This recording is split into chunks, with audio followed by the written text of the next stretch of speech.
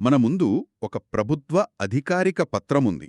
చూడ్డానికి చాలా సింపుల్‌గా రొటీన్‌గా కనిపిస్తుంది. యాదాద్రి భువనగిరి జిల్లా town planning officer Sreeji industries అనే కంపెనీకిచ్చిన ఒక టెక్నికల్ క్లియరెన్స్ ఆర్డర్ ఇది. కానీ ఇందులో ఒక పెద్ద పజిల్, ఒక వైరుధ్యం దాగి ఉంది. ఈ డాక్యుమెంట్ ఒక చేత్తో పర్మిషన్ ఇచ్చినట్టే ఇచ్చి, ఇంకో చేత్తో దాన్ని వెనక్కి లాక్కుంటున్నట్టు అనిపిస్తుంది. ఈరోజు మన మిషన్ ఏంటంటే, ఈ కాగితం ఆధారంగా అసలు పవర్ ఎవరి చేతిలో ఉందో కనిపెట్టడం. కరెక్ట్. ఈ పత్రం పైకి చాలా ప్రశాంతంగా ఉన్నా లోపల ఒక పెద్ద చర్చ ఉంది. ఆ చర్చకు కేంద్ర బిందువు కాటేపల్లి గ్రామ పంచాయతీ కార్యదర్శి. అసలు ప్రశ్నేంటంటే, జిల్లా ఆఫీసర్ తీసుకున్న నిర్ణయానికి ఈ కార్యదర్శి కేవలం ఒక రబ్బర్ స్టాంపా, లేక మొత్తం ప్రాజెక్టును ఆపగలిగేంత అధికారమున్న అసలైన గేట్ కీపరా? ఎగ్జాక్ట్లీ. ఈ పజిల్ని సాల్వ్ చేద్దాం. ఒక పరిశ్రమ యజమాని కోణంలో ఆలోచిద్దాం. జిల్లా town and country planning officer technical clearance ఇచ్చారంటే ఆల్మోస్ట్ గ్రీన్ సిగ్నల్ వచ్చేసినట్టే. అన్ని టెక్నికల్ డీటెయిల్స్ చూశారు, ప్లాన్స్ ఓకే అన్నారు, ఇక పని మొదలు పెట్టడమే తర్వాయి అనుకుంటారు. కానీ ఇక్కడే అసలు ట్విస్ట్ ఉంది. పాయింట్ నంబర్ 14లో. ఇది చదివితే ఆశ్చర్యమేస్తుంది. చెప్పండి. ఈ ఆర్డర్లో చెప్పిన కండిషన్స్ అన్నీ ఫుల్ఫిల్ చేశాక, సంబంధిత ఫీజులన్నీ కట్టించాక మాత్రమే పంచాయతీ కార్యదర్శి బిల్డింగ్ ప్లాన్స్లో ఒక్క సెట్ను మాత్రమే అప్లికెంట్కు ఇవ్వాలి అని రాసుంది. ఒక్క నిమిషం. అంటే జిల్లా ఆఫీసర్ అంతా ఓకే అన్నాక కూడా ఫైనల్ ప్లాన్స్ ఇవ్వాలా వద్దా అనేది ఈ లోకల్ అధికారి చేతులు పెట్టడమా? ఇది ప్రాజెక్టు పురోగతికి ఒక స్పీడ్ బ్రేకర్లానేదా? మీరు దాన్ని స్పీడ్ బ్రేకర్గా చూస్తున్నారు, కానీ నేను దాన్ని ఒక తప్పనిసరి సేఫ్టీ చెక్ పాయింట్గా చూస్తున్నాను. ఆలోచించండి, జిల్లా ఆఫీస్ ఎక్కడో సిటీలో ఉంటుంది, వాళ్ల దగ్గరకి ఫైల్స్ వస్తాయి, కాగితాలు చూసి సంతకాలు పెడతారు. కానీ గ్రౌండ్ రియాలిటీ ఏంటి? అక్కడి వాస్తవ పరిస్థితులేంటి? అవి వాళ్లకు పూర్తిగా తెలియకపోవచ్చు. అంటే కాగితంపై ఉన్నదానికి, ఫీల్డులో ఉన్నదానికి మధ్య వారధి ఈ కార్యదర్శి అంటారా? వారధి మాత్రమే కాదు, చివరి రక్షణ కవచం కూడా. పంచాయతీ కార్యదర్శి ఆ కాటేపల్లి గ్రామంలోనే ఉంటారు. ఆ ఫ్యాక్టరీ వస్తే అక్కడి గాలి, నీళ్లు, వాతావరణం ఎలా మారుతుందో ప్రత్యక్షంగా చూసేది ఆయనే. అందుకే కన్స్ట్రక్షన్ మొదలవ్వడానికి ఒక్క క్షణం ముందు అన్నీ చట్టప్రకారం ఉన్నాయో లేదో నిర్ధారించుకునే చివరి అవకాశం, చివరి అధికారం ఆయనకే ఇచ్చారు. ఇది రబ్బర్ స్టాంప్ కాదు, ఇది గేటుకు వేసే ఆఖరి అత్యంత కీలకమైన తాళం. గేటుకు వేసే తాళం అనే మాట బాగుంది. కాని ఆ తాళం చెవి సరైన చేతుల్లో ఉందా? ఒకవేళ ఆ కార్యదర్శి మరీ అతి జాగ్రత్తపరుడైతే, లేదా ఆ కంపెనీ ఓనర్తో ఏదైనా వ్యక్తిగత గొడవుంటే, అప్పుడు ఈ గేట్ కీపర్ పాత్ర నిజమైన అభివృద్ధికి అడ్డుకట్టగా మారే ప్రమాదం ఉంది కదా. ఒక మంచి ప్రాజెక్ట్ను కావాలనే ఆపేయచ్చు. ఆ రిస్క్ ఎప్పుడూ ఉంటుంది. అధికారం ఉన్న చోట దుర్వినియోగమయ్యే అవకాశం కూడా ఉంటుంది. కానీ దానికోసం వ్యవస్థను బలహీనపరచలేం కదా. ఆ కార్యదర్శికి కేవలం అధికారం ఇవ్వలేదు, బాధ్యత కూడా ఇచ్చారు. ఆ బాధ్యత ఎంత పెద్దదో చూస్తే మీకే అర్థమవుతుంది. అది కేవలం ఒక సంతకం కాదు, దాని వెనుక ఎన్ని తనిఖీలున్నాయో చూడాలి. అవును, ఆ బాధ్యత గురించే నాక్కూడా కంగారుగా ఉంది. ఈ యొక్క అధికారి చూసుకోవాల్సిన చెక్లిస్ట్ చూస్తుంటేనే నాకు కళ్ళు తిరుగుతున్నాయి.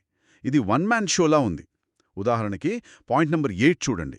తెలంగాణ రాష్ట్ర కాలుష్య నియంత్రణ మండలి నుండి ఎన్ఓసి అంటే నిరభ్యంతర పత్రం పొందిన తర్వాతే గ్రామ పంచాయతీ ప్లాన్లను విడుదల చేయాలి అనుంది. అంటే జిల్లా టెక్నికల్ క్లియరెన్స్ ఇచ్చినా చివరికి పొల్యూషన్ బోర్డు ఎన్ఓసి వచ్చిందా లేదా అని చూసుకోవాల్సింది ఈయనే. తప్పకుండా చూడాలి, అది చాలా అవసరం కూడా.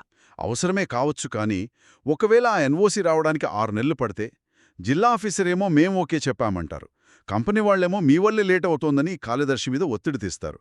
మొత్తం ప్రాజెక్టు ఒకే ఒక సర్టిఫికెట్ కోసం గ్రామస్థాయిలో నిలిచిపోతోంది. ఇది కరెక్టేనా? కరెక్టే. ఎందుకంటే ఆ ఎన్ఓసి అనేది కేవలం ఒక కాగితం కాదు. ఆ ఫ్యాక్టరీ వల్ల ఆ ఊరి గాలి కలుషితం కాదని, నీళ్లు విషపూరితం కావని ఇచ్చే హామీ అది.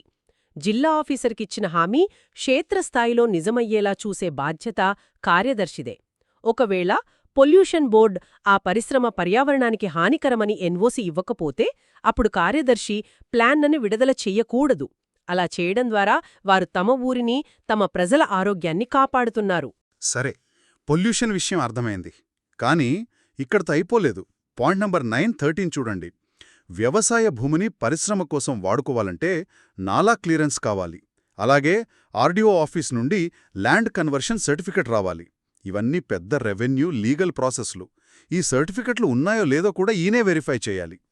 ఇది రెవెన్యూ డిపార్ట్మెంట్ పని కదా, గ్రామస్థాయి అధికారిపై ఇంత భారం మూపడం ఎందుకు? ఇక్కడే మనకొక ఇంపార్టెంట్ క్వెశ్చన్ వస్తుంది. అకౌంటబిలిటీ ఎవరిది? రేపు ఏదైనా తేడా వస్తే బాధ్యత ఎవరు తీసుకుంటారు? ల్యాండ్ కన్వర్షన్, ఓనర్షిప్ డాక్యుమెంట్స్ అంటే పాయింట్ వెరిఫై చేయడం చాలా కీలకం.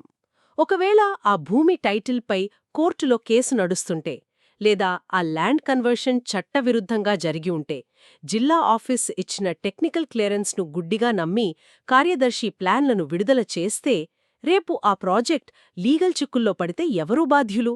ఖచ్చితంగా కార్యదర్శినే అడుగుతారు, మీరు చూడకుండా ఎందుకు ప్లాన్స్ ఇచ్చారు అని. ఎగ్జాక్ట్లీ. అందుకే ప్లాన్లను విడుదల చెయ్యకుండా ఉండటం ద్వారా ఆయన ఒక పెద్ద లీగల్ సోషల్ గొడవను ముందుగానే ఆపగలుగుతున్నారు.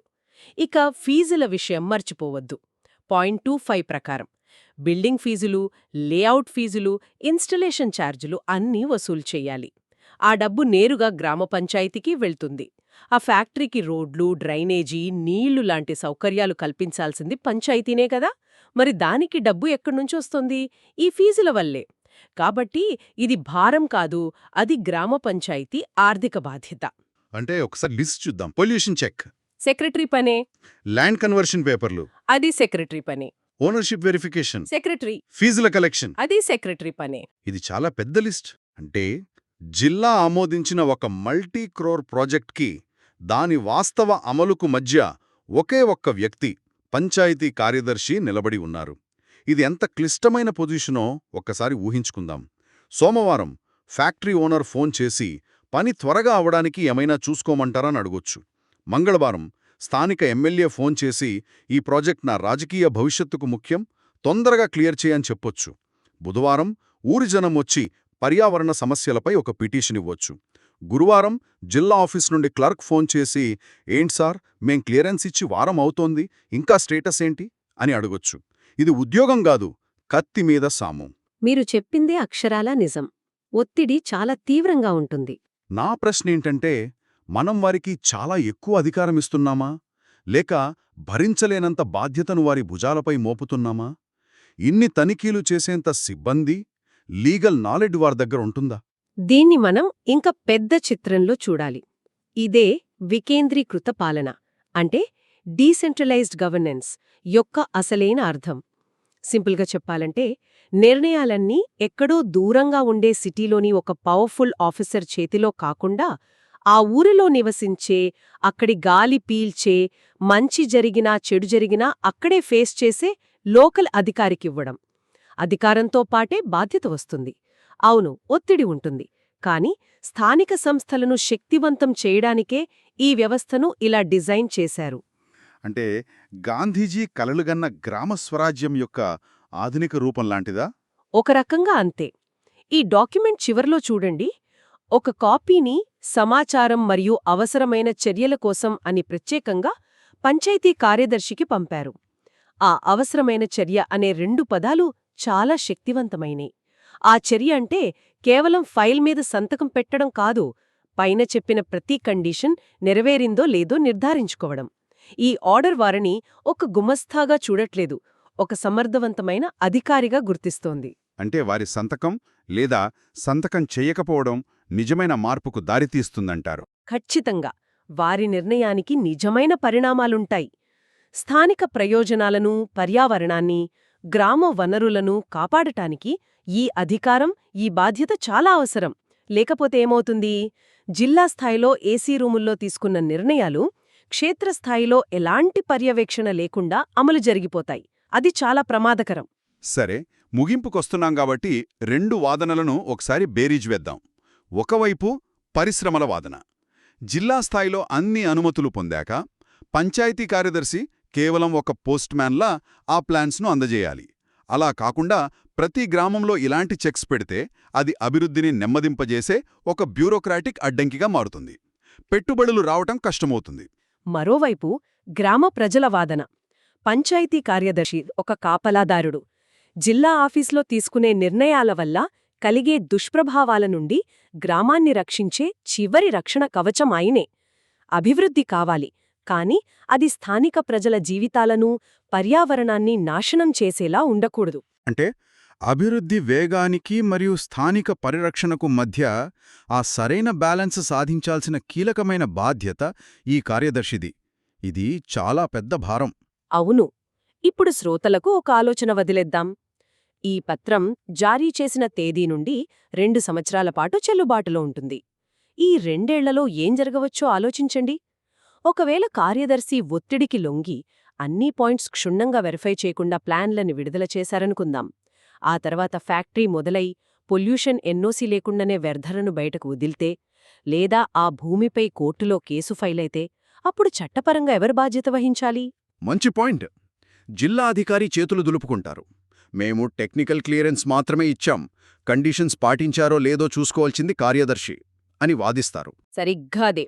ఈ ఆర్డర్ కార్యదర్శికి అధికారం ఇవ్వడమే కాదు, వారి భుజాలపై ఒక పెద్ద లీగల్ బాధ్యతను, ఒక రిస్క్ను కూడా పెడుతోంది. కాబట్టి అసలు ప్రశ్న అధికారం గురించి మాత్రమే కాదు, ఆ అధికారంతో పాటు వచ్చే రిస్క్ గురించి కూడా. ఆ రిస్కును మోయడానికి సిద్ధపడినప్పుడు మాత్రమే ఒక అధికారి ఆ అధికారాన్ని సక్రమంగా, బాధ్యతాయుతంగా ఉపయోగించగలరు. ఆ రిస్క్ తీసుకోగలరా లేదా అన్నదే ఇక్కడ అసలైన పరీక్ష.